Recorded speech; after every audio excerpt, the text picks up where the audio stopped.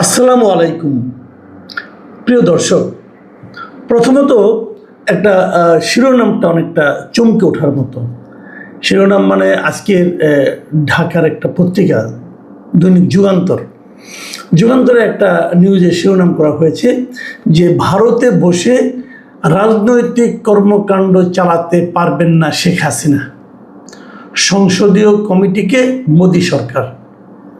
এই শিরোনামটা আমার কাছে একটু চমকপ্রদ মনে হয়েছে যে আসলে এ ধরনের কথা মোদি সরকার সংসদীয় কমিটিকে কেন বলবে, এবং পারবেন না মানে কি, এতদিন পেরেছেন আগামীতে পারবেন না, এ ধরনের কথা। তো আমি আসলে ব্যাপারটা বুঝতে পারলাম না, কারণ তারপরে ভেতরে আমি একটু পড়ে দেখতে চাইলাম। ইন্ডিয়ান এক্সপ্রেসের একটা খবরকে তারা কোট করেছে এবং সেখানে যে জিনিসটা লেখা হয়েছে, আমি ওদের প্রথম লাইনটা আপনাকে একটু পড়ে শোনাই। তারা লিখেছেন যে ভারতে অবস্থানরত বাংলাদেশের সাবেক প্রধানমন্ত্রী শেখ হাসিনা দেশটির মাটি ব্যবহার করে কোনো ধরনের রাজনৈতিক কর্মকাণ্ড পরিচালনা করতে পারবেন না বলে ভারতীয় সংসদের একটি স্থায়ী কমিটিকে জানিয়েছেন প্রধানমন্ত্রী নরেন্দ্র মোদীর নেতৃত্বাধীন সরকার। দৈনিক যুগান্তরে এভাবেই নিউজটা লেখা হয়েছে, শুরুটা হয়েছে। তারপরে তারা আরও অনেক কথা বলেছেন। তো এটা শুনলে পরে একটু অস্বাভাবিক লাগতে পারে, কারণ কদিন আগেও তো আমরা দেখলাম যে ভারতে বসেই বাংলাদেশের রাজনীতি সম্পর্কে নানা ধরনের কথা শেখ হাসিনা কিন্তু বিদেশের মিডিয়াকে জানিয়েছেন, রয়টার্সকে জানিয়েছেন। আমরা এনডিটিভিকে এর আগে ইন্টারভিউ দিতে দেখেছি। তো ওনারা তো করেছেন, তাহলে আবার চালানো যাবে না, কি যাবে না, কতটুকু যাবে না, কেন যাবে না, এই ডিটেলটা কেন? আমার কাছে মনে হয়েছে যুগান্তরের যে অনুবাদটা এটা একটু মিসলিডিং। আসলে ঠিক এভাবে বলেন, আমি মূল নিউজটা যে পড়েছি এটা এই নিউজটি আবার প্রথম আলোতেও এসেছে। প্রথম আলোর ভাষাটা আবার একটু অন্যরকম। সেখানে তারা বলেছে যে বাংলাদেশ যে শেখ হাসিনার মৃত্যুদণ্ড রায় হওয়ার পর শেখ হাসিনাকে যে ফেরত চেয়েছে, সেই বিষয়টা ভারত নয়াদিল্লি তাদের যে সংশ্লিষ্ট কর্তৃপক্ষ আছে তারা খতিয়ে দেখছে। এবং এই কথাটা তারা কাকে বলেছে, কীভাবে আমরা জানতে পারলাম যে বৃহস্পতিবার যে ওদের যে ভারতের লোকসভার যে সংসদীয় কমিটি তারা একটা তাদের প্রতিবেদন উপস্থাপন করেন এবং সেই প্রতিবেদনের সুপারিশ ও পর্যবেক্ষণের ভিত্তিতে সরকার যে পদক্ষেপগুলো নিয়েছে সেগুলো তুলে ধরা হয়। সরকারই তুলে ধরেছে এবং সেখানে তারা এটাই জানতে চেয়েছে যে, এবং এই কথাটা বলেছে যে তারা খতিয়ে দেখছে। আর এই যে রাজনীতি করার সুযোগ পাবেন না বলে যে যুগান্তরের রিপোর্টের ব্যাপারটা এরকম না। ওইখানে এক জায়গায় বলা হয়েছে যে ভারত সরকারের পক্ষ থেকে দাবি করা হয়েছে শেখ হাসিনাকে কোনো রাজনৈতিক কার্যক্রম চালানোর সুযোগ দেওয়া হচ্ছে না। এই যাবৎকালে কখনোই সুযোগটা দেওয়া হয় নাই, এমন কথা বলেছে। আগামীতে দেবে না, যেহেতু দেওয়া হচ্ছে না আগামীতে দেওয়া হবে না, এটা ইমপ্লাইজ, এরকম মনে হয় যে এটাই আসলে উনি বলতে চেয়েছেন। তো এবং তাহলে তারা শেখ হাসিনাকে থাকতে কেন দিয়েছেন তারও একটা ব্যাখ্যা তারা দিয়েছেন। এই কমিটির পররাষ্ট্র সংসদীয় যে কমিটি তারা যে ব্যাখ্যাটা দিয়েছে সেই ব্যাখ্যাটা হলো চরম সংকট বা অস্তিত্বের হুমকির মুখে থাকা ব্যক্তিদের আশ্রয় দেওয়ার ভারতের মানবিক ঐতিহ্য ও সভ্যতাগত মূল্যবোধের অংশ হিসেবেই হাসিনাকে সেখানে থাকার সুযোগ দেওয়া হয়েছে। দেখুন, এগুলি সবই আসলে কূটনীতির ভাষা, কিন্তু এই যে কথাগুলো ওনারা এখন বলছেন, এই কথাগুলো শেখ হাসিনার ওখানকার বর্তমান অবস্থানকে কতটুকু আপনার জাস্টিফাই করে, উনি যেভাবে আছেন তার কি এই ফরম্যাটের মধ্যে আছেন নাকি অন্যভাবে আছেন। আপনারা যদি পুরো প্রতিবেদনটা পড়েন তাহলে আমার কাছে যেটা মনে হয়েছে, সম্ভবত শেখ হাসিনা এবং আওয়ামী লীগের যে সমস্ত নেতৃবৃন্দ এই মুহূর্তে ভারতে আছেন তাদের ব্যাপারে ভারতের এতদিনের যে মনোভাব, সেই মনোভাবে কিছুটা হলেও পরিবর্তন আসতেছে। এটা আমার কাছে মনে হয়েছে। কারণ একটা ঘটনা দিয়ে, একটা বিবৃতি, একটা প্রতিবেদন দিয়ে কিন্তু সব কিছু বোঝা যায় না। আরও আশেপাশের অনেক কিছু ঘটনা কিন্তু আছে। যেমন ধরেন, আপনারা দেখেছেন যে বাংলাদেশে নিযুক্ত ভারতের যে high commissioner mister Dinesh Trivedi, উনি দুদিন আগে পররাষ্ট্রমন্ত্রীর সঙ্গে আমাদের পররাষ্ট্রমন্ত্রীর সঙ্গে দেখা করেছেন, আলাপ হয়েছে, এবং সেখানে উনি একটা কথা বলেছেন যে তার দেশ মানে ভারত উন্মুখ হয়ে অপেক্ষা করছেন যে কবে বাংলাদেশের প্রধানমন্ত্রী তারেক রহমান ভারতে যাবেন, মানে ভারত সফরে উনি যাবেন, এই জন্য তারা উন্মুখ হয়ে অপেক্ষা করছে।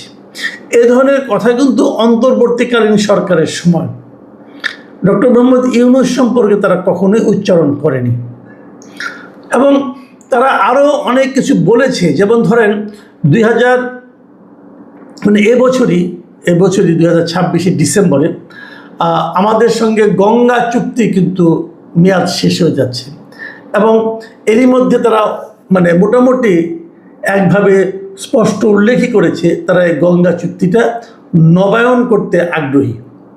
তিস্তা চুক্তি নিয়েও তারা বলেছে যে সেটা নিয়েও তারা আগ্রহী। দেখুন, দীনেশ ত্রিবেদীর একটা বক্তব্য খুবই গুরুত্বপূর্ণ আরও একটা কারণে, সেটা বলি আগে আপনাকে, যে দীনেশ ত্রিবেদী কিন্তু বাংলাদেশে নিযুক্ত এর আগে যত হাই কমিশনার ছিল তাদের চেয়ে অন্য ধরনের। এই কারণে প্রথমত উনি কোনো আপনার কূটনৈতিক ক্যাডারের লোক না, উনি একজন রাজনৈতিক ব্যক্তিত্ব, এবং ওনাকে এখানে পাঠানো যখন হয়েছে তখন ওনাকে মন্ত্রীর পদমর্যাদা দিয়ে পাঠানো হয়েছে। মানে খুবই হাই প্রোফাইলের একজন লোককে এখানে পাঠানো হয়েছে। কাজে উনি যখন কোনো কিছু বলেন সেটা কিন্তু অবশ্যই জরুরি। এই যে ভারতে যে সংসদীয় কমিটি আছে, এই কমিটিটা কিন্তু এরই মধ্যে গঙ্গা চুক্তির নবায়নের জন্য সুপারিশ করেছে, এবং হয়তো এই কারণেই দীনেশ ত্রিবেদী বলেছেন কিন্তু এর মধ্যে বাংলাদেশে মানে পা রাখার পর বলেছেন যে এমন কোনো সমস্যা নেই যার সমাধান সম্ভব নয়। মানে ভারত বাংলাদেশের যে সম্পর্ক, সে সম্পর্কে এমন কোনো সমস্যা উনি দেখছেন না যে সমস্যার সমাধান করা যাবে না।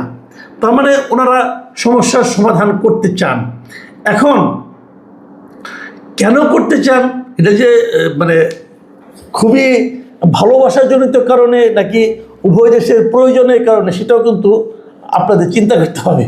আমি একটা কথা বারবার বলেছি, অনেকবার বলেছি বিভিন্ন সময়, যে একটা কথা মাথায় রাখবেন যে ব্যক্তিতে সম্পর্ক আর রাষ্ট্রের সঙ্গে রাষ্ট্রের সম্পর্ক, এ দুটো কিন্তু আপনি একভাবে মাপতে পারবেন না।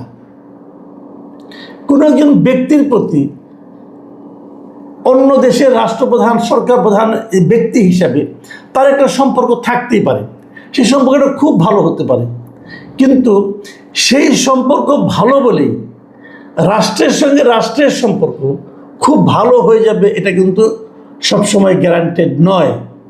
এটা এভাবে হয় না। রাষ্ট্রের সঙ্গে যখন সম্পর্কটা হয় তখন ওই রাষ্ট্রের জনগণের স্বার্থ, এই রাষ্ট্রের জনগণের স্বার্থ, এটাকে গুরুত্ব দেওয়া হয়। এই যে এখন ভারত মানে সমস্ত সমস্যার সমাধান আছে, আসেন গঙ্গা চুক্তি নবায়ন করি, আসেন ওইটা করি সেটা করি, এটা যে এমনি করতেছে তা কিন্তু না। এখানে কিন্তু ভূ রাজনীতির একটা ব্যাপার স্যাপার আছে। ভূ রাজনীতি কেমন? যেমন ধরেন চীনে প্রথম সফরটা করলো আমাদের প্রধানমন্ত্রী। এই সফরটাকে আমি পার্সোনালি খুব গুরুত্বপূর্ণ মনে করি, যে এটা খুবই বুদ্ধিমত্তা সম্পন্ন একটা সিদ্ধান্ত হয়েছে যে মালয়েশিয়া হয়ে চীনে যাওয়াটা। কারণ আমাদের যে অবকাঠামোগত যত উন্নতি আছে তার সিংহভাগই কিন্তু আমরা করেছি চীনের সাহায্যে, চীনের অর্থায়নে অথবা চীনা প্রযুক্তির মাধ্যমে। আমাদের এই যে রাস্তাঘাট যেগুলি করেছি, বিদ্যুৎ, শিল্পাঞ্চল, যোগাযোগ খাতের যে বিনিয়োগগুলি, বড় বড় বিনিয়োগগুলি, এই সবই কিন্তু চীনের মাধ্যমে এসেছে।